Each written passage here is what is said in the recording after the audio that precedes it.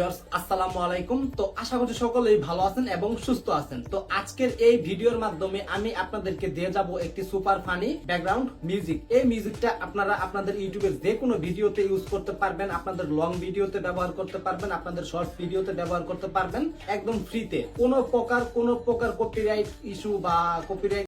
रुको जरा सबर करो। ये सब क्या देखना पड़ रहा है। अच्छा है मैं अंधा हूँ। शाबाश बेटा। पीछे देखो पीछे।